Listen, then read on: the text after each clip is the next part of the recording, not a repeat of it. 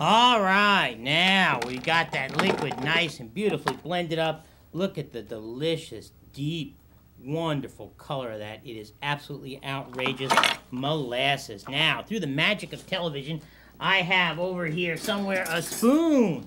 Now, I've got my nice cooked yams. They're just absolutely beautiful and orange. I'm going to take 1 cup of them, and we'll just measure these out. Notice how fast they cooked up while you were gone for that commercial. We got 1 cup. Make sure you press it down into the measure. You can use your hands, unless it's real hot, to know you got 1 cup of yams. Now, let me show you something. Take a look at the difference in color between the yams and the sweet potatoes. These are both boiled. The yams are outrageously beautiful. Now, we'll put them in the food processor, and we're going to give this a little spin, and then we're going to start making our bread.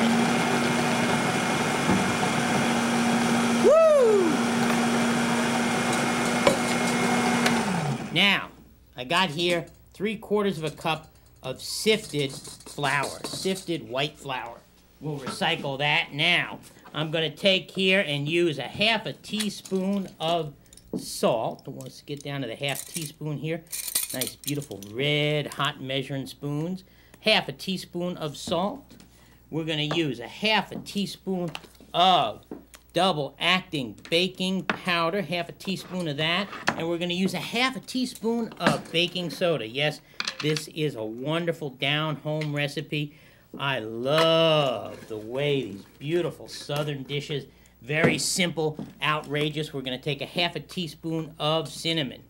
Now, during the Civil War, you know, they didn't have a lot to eat down south, so they learned to do with a lot less than people are used to doing with up here in the north. And certainly when Sherman marched to the sea, one of the things that they enjoyed, although they had everything else in the world to eat, they didn't have anything as delicious as wonderful southern yams. Now, we'll take our dough cutter.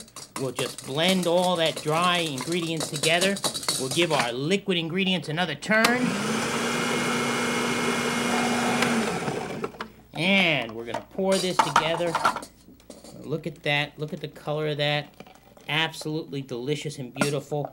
We've processed the yams, but we haven't totally lost their texture. And you just take a couple of bends and turns. And oh boy, John, can you smell that aroma? This is fantastic. This is so moist, so delicious. Just look at that. Now, what I'm going to do here is I'm going to show you another down-home secret. I got me a nice, and listen to the sizzle. Okay, so you can't hear the sizzle. I can hear the sizzle. A nice, heavy cast iron frying pan. It's coated with butter. It's piping hot. And all we're going to do is we're just going to scoop this in here. And we're just going to bake this in an oven. We're going to bake it in a 350-degree oven for about a ½ an hour, or until, get all that scraped out, until a knife inserted in the center comes out smooth. So into the magic oven it goes. Remember where that went. Now. We're going to do something else wonderful, absolutely wonderful, with our sweet potatoes. The first thing we're going to do is we're going to take 2 cups of the sweet potatoes. We're going to grab a bowl, another bowl, you know, we'll just use the measuring cup. 2 cups of sweet potatoes, and we're going to mash them up. We're going to do this by hand. We're not going to use the food processor. We don't want to over mash this.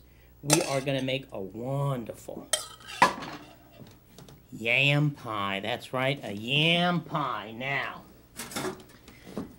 you can imagine back during the Civil War when people down south, they didn't have much to eat. They didn't have lots of beef cattle. They didn't have all the imports they were used to having. They even stopped growing cotton because they had no place to sell it to because the Union blockade was so good. They learned to make a lot of wonderful, delicious things with very, very few ingredients. And one of the staples became yams and sweet potatoes. So what I'm going to do is I'm going to let you sit back on your sofa and relax. And when you come back, we're going to continue with our yam pie, because it's a biker yamboree. All right.